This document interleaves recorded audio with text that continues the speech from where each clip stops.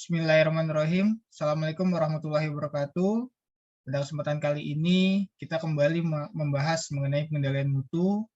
Pada hari ini kita akan membahas tentang fishbone diagram. Fishbone diagram dikenal juga sebagai diagram Ishikawa dan cause and effect diagram. Diagram Ishikawa ditemukan oleh Profesor Kaoru Ishikawa, di mana nantinya akan membahas mengenai diagram sebab dan akibat, yang fungsinya nanti akan menemukan penyebab-penyebab dari suatu masalah. Ini ada gambar fishbone diagram.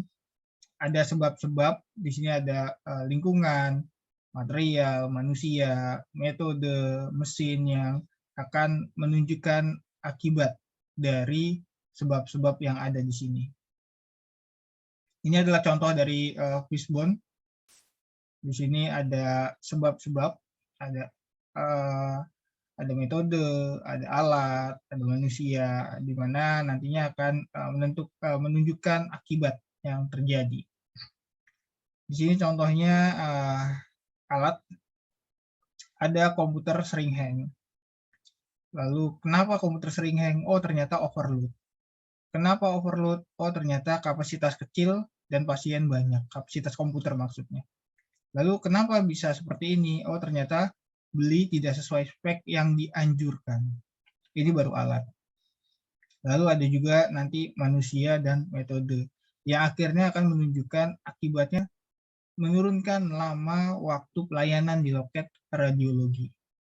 Jadi ternyata alat yang bermasalah ini akan berakibat terhadap menurunnya lama waktu pelayanan di loket radiologi. Bagaimana sih cara membuat diagram fishbone atau langkah fishbone diagram? Langkah pertama adalah ambillah keputusan tentang efek yang ingin dianalisis. Gambarkan kepala ikan di sebelah kanan. Yang kedua, jika bisa kumpulkan semua orang dalam proses yang memiliki kepentingan terhadap efek tersebut. Ada dua pendekatan terstruktur, A bebas B. Step 3A, tentukan judul tulang utama, misalnya berdasarkan 4M. Manusia, mesin, material, dan metode. Step 4A, kemudian dilakukan brainstorming, gambarkan duri-duri dalam tulang ikan utama tersebut. Dalam mengisinya, buat kalimat dengan ukuran mutu yang jelas. Biaya pemakaian bensin tinggi, waktu pendaftaran pasien lama, laporan keuangan sering terlambat. Tanyakan why, mengapa, sebanyak 5 kali dalam penyusunan duri-duri kecil melalui proses curah pendapat, brainstorming. Contoh 5 why, 5 mengapa. Mengapa si A makin kurus? Karena makannya kurang. Mengapa makannya kurang? Karena dia lagi sedih merana. Mengapa sedih merana? Karena barusan ditinggal pacarnya. Mengapa ditinggal pacarnya? Karena oleh pacarnya dianggap terlalu kurus. Contoh 5W lagi. Mengapa penjualan menurun sebesar 12% dalam kuartal pertama? Sebab kita menjual lebih sedikit produk sementara harga tetap. Mengapa kita menjual lebih sedikit produk? Sebab biaya untuk iklan berkurang sebesar 25%. Mengapa biaya untuk iklan berkurang 25%? Sebab proposal anggaran yang diminta tidak diterima tepat waktu. Mengapa proposal anggaran tidak diterima tepat waktu? Sebab manajer periklanan tidak ada. Mengapa manajer periklanan tidak ada? Sebab posisi itu tidak ditempati sejak Departemen Periklanan dibuka sejak 2 bulan yang lalu. Di sini ada pertanyaan untuk manusia, ada pertanyaan untuk mesin. Contoh yang buat manusia.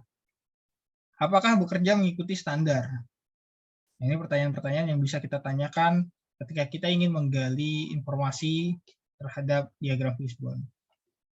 Apakah bekerja dengan efisien? Dan seterusnya. Untuk mesin, apakah memenuhi prasyarat produksi? Apakah memenuhi kemampuan proses? Apakah diberi minyak atau oli yang cukup? Dan seterusnya. Lalu ada pertanyaan juga tentang material. Apakah terdapat kesalahan pada volume? Apakah terdapat kesalahan pada tingkatan? Apakah terdapat kesalahan pada brand name? Operation method. Apakah standar kerjanya memadai? Apakah standar kerja ditingkatkan?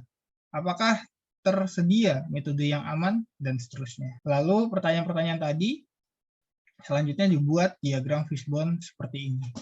Saya rasa cukup untuk pertemuan kali ini. Saya mohon maaf jika ada kesalahan atau penyampaian yang kurang tepat. Selanjutnya bisa kita diskusikan dalam kolom diskusi, di kolom komentar. Saya akhiri, wassalamualaikum warahmatullahi wabarakatuh.